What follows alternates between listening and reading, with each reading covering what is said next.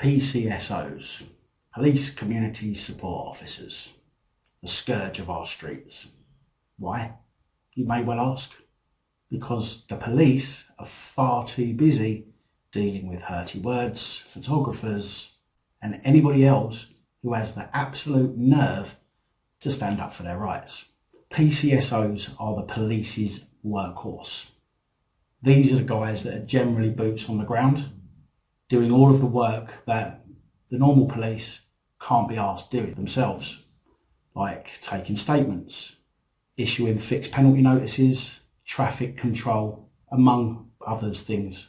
Now, bullied kids evolved into PCSOs way back in 2002 for a role created by Section 38 of the Police Reform Act 2002.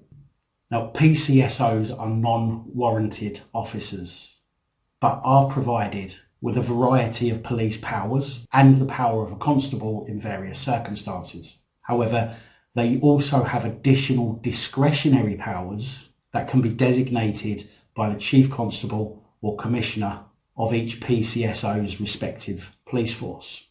Now, what this means, quite simply, is that they don't have a warrant card because they're not attested.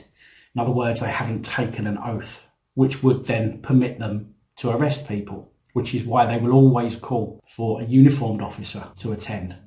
So instead, it seems that the powers to arrest would or could be the same as Section 24A of the Police and Criminal Evidence Act 1984, which states that a person can legally arrest anyone who is in the act of committing an indictable offence or whom the person reasonably believes to be suspected of committing a criminal offence, and can also be used to arrest somebody who they believe to have already committed an offence. However, if you are an unwarranted officer, that is a PCSO or a member of the public, you must have reasonable belief that a crime is, has or will be committed by reasonably believing that that person may cause harm to themselves or others, is suffering physical injury, is causing another person loss or damage to property, or that the person may try to escape before a police officer can assume responsibility for them. Section 24A of PACE covers offences such as arson, criminal damage, theft, assault, possession of a controlled drug, and burglary, etc. All PCSOs can also make common law arrests in exactly the same manner as a police officer in order to prevent a breach of the peace with the power of entry. PCSOs have a duty to act in the same manner and to the same standards as police officers, and failure to do so could result in disciplinary or criminal proceedings which relate to misfeasance or malfeasance in a public office. PCSOs also have the right to decline getting involved in high-risk situations, and it is seen as reasonable if they decide to withdraw from a high-risk situation. Now, additional powers can also be assigned to PCSOs, as I've already said, by a Chief Constable or the Commissioner if you're in London, but these powers do vary from force to force. However, these powers include the power to detain a person suspected to have committed an offence or an act of antisocial behaviour. Detain a person who does not provide their name and address when required. Detain a person who fails to provide details or complies with orders of a PCSO. Use reasonable force in relation to a detained person or to prevent a detained person making off. This may involve the use of handcuffs and leg restraints if the PCSO has been issued with and authorised to use them. PCSOs may also issue penalty notices for disorder, truancy, excluded pupils found in public places, dog fouling, graffiti, flyposting. The power of a constable to issue a fixed penalty notice under Section 68 of the Antisocial Behaviour, Crime and Policing Act 2014 in respect of failure to comply with public space protection order. They have the power to direct someone to leave a dispersal zone and or seize property in relation to suspected antisocial behaviour. They have all the powers of a traffic warden. They can enforce bylaws. They can deal with begging. This includes requiring a person to stop begging as well as providing their name and address to the PCSO. Enforce certain licensing offence. Hang on a minute. Deal with begging. This involves requiring the person to stop begging as well as providing their name and address. Well, if they're begging, I mean, the chances are they probably haven't got an address anyway. Just another way for them to be able to pick people up and up their statistics. They can search detained people for dangerous items, for example, weapons and or items that could affect an escape from the PCSO, like their legs. Disperse groups and remove under 16s to their place of residence. Remove children contravening bans imposed by a curfew notice to their place of residence. Remove truants to designated premises. Search for alcohol and tobacco. Enforce park trading offences. Enter licensed premises, although that's a limited power. Stop vehicles for testing. Direct traffic for the purpose of escorting abnormal loads. Deal with parking offences, including giving fines. So ultimately, they are glorified traffic wardens with the same additional powers that you and I have got under common law. We can make a citizen's arrest, for example, and we have the power to use reasonable force. Exactly the same as PCSOs. So, and the same as traffic wardens. If a traffic warden was out there and they saw a crime being committed, they could effect a citizen's arrest on that person.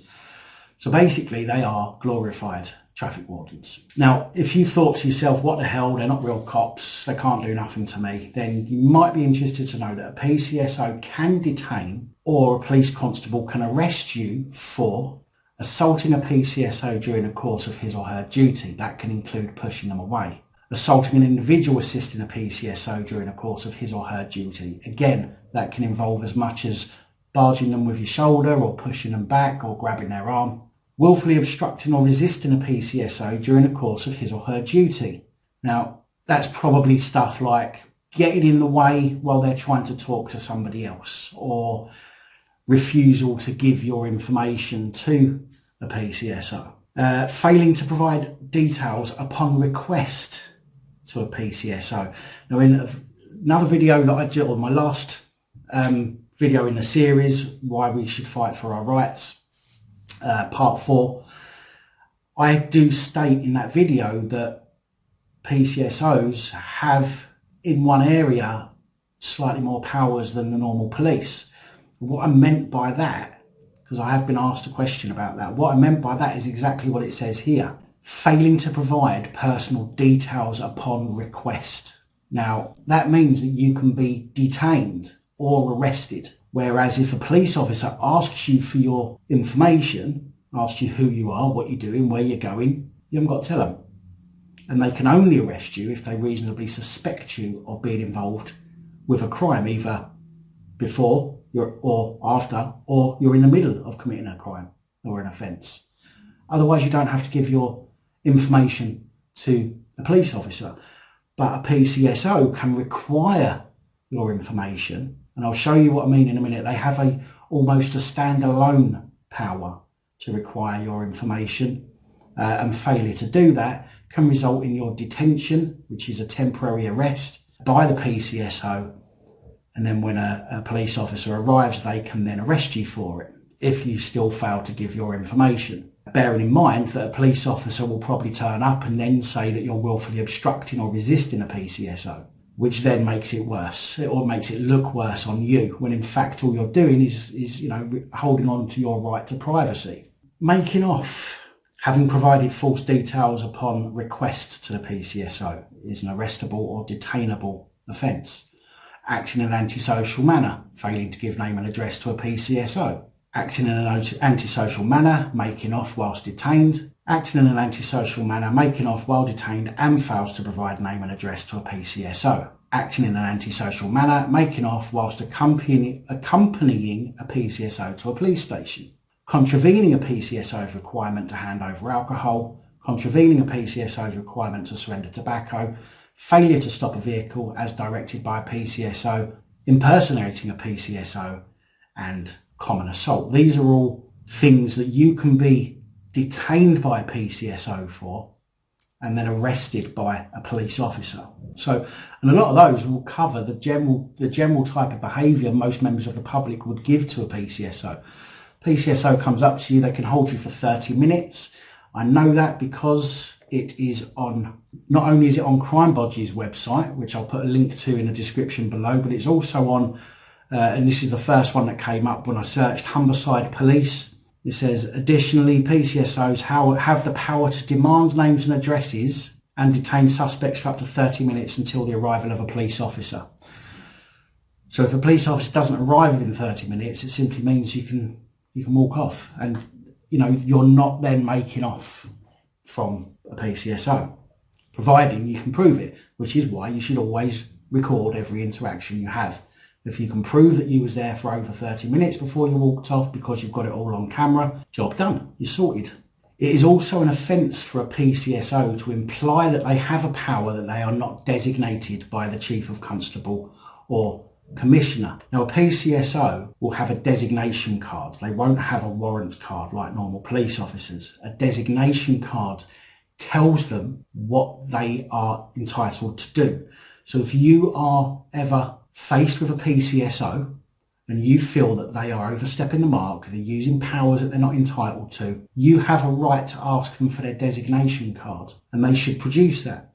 And on a designation card, it will tell them the powers that they've had bestowed upon them. And if they are acting outside of those powers, then they're not at that time a PCSO until they're acting within those powers again. So quite simply, a PCSO is a glorified traffic warden. They can require you, they can demand that you give your name and address, even if you're not necessarily suspected of anything.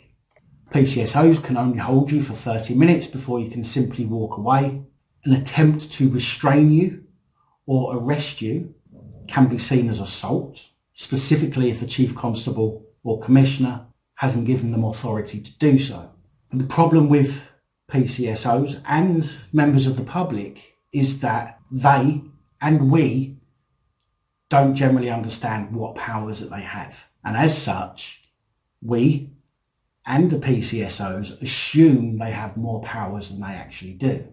A PCSO that holds you for more than 30 minutes can be deemed as non-acceptable behaviour, just as it would be if it was a member of the public holding somebody against their will for a prolonged period of time would be false imprisonment. This is also true if they use a threat, direct or implied, that force will be used against you. So I'm going to leave it there, guys. I hope this video has been of some use to you. I hope you get some educational value out of it. Something maybe you didn't know before that you now know. And until next time. Good night, all.